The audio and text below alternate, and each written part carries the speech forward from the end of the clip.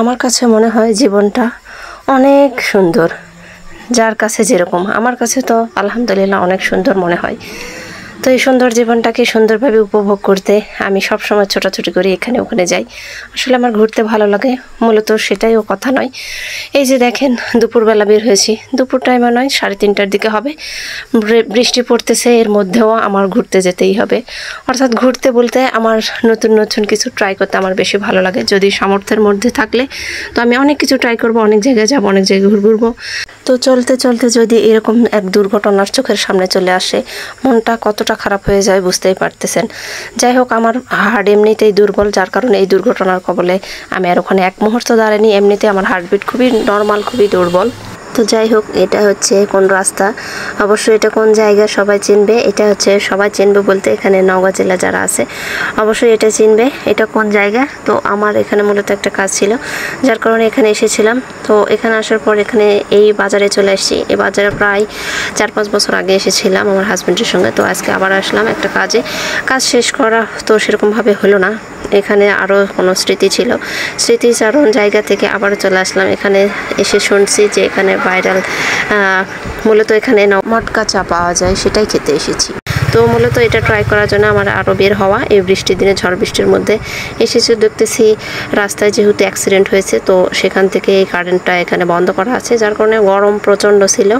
এর ফাঁকে আমি রাস্তার পাশে এই যে ছোট্ট একটা চায়ের দোকানে মটকা চায়ের টেস্ট নিতে, সেই জন্য এই যে এখানে এই ভাইয়াটা কীভাবে মালাই চা তৈরি করতেছে দেখেন।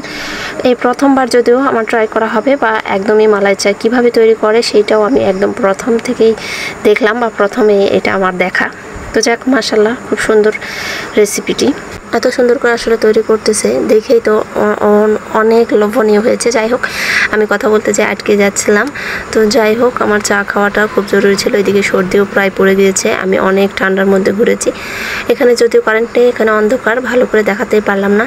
এই যে এই লুকটা, এই প্রথমে আমি ট্রাই করতেছি, জানি না কেমন লাগবে, অবশ্য আপনাদের সঙ্গে শেয়ার করব কেমন লাগলো।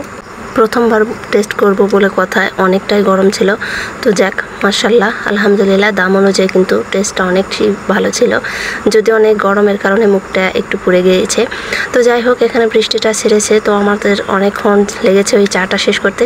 অনেক টেস্ট পেয়েছি, অনেক মজা পেয়েছি। তারপর আবারও চলে আসতেছি, দেখেন মুখের কি একটা অবস্থা। এই দিকে আসতে দেখে দেখেন আমাদের সামনে একটা ট্রাক এসেছে, এরকমভাবে চোখে ধুলো দিচ্ছিল, কি একটা অবস্থা।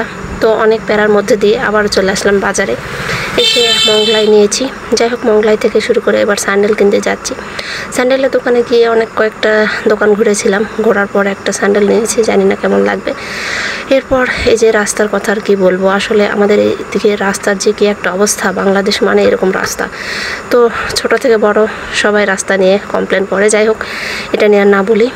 অবশেষে বাসায় ফিরতেছি। মালাই চাটি কিন্তু অনেক টেস্ট ছিল। তো আজকের ভিডিও এ পর্যন্তই। সবাই ভালো থাকবেন, আল্লাহ হাফেজ।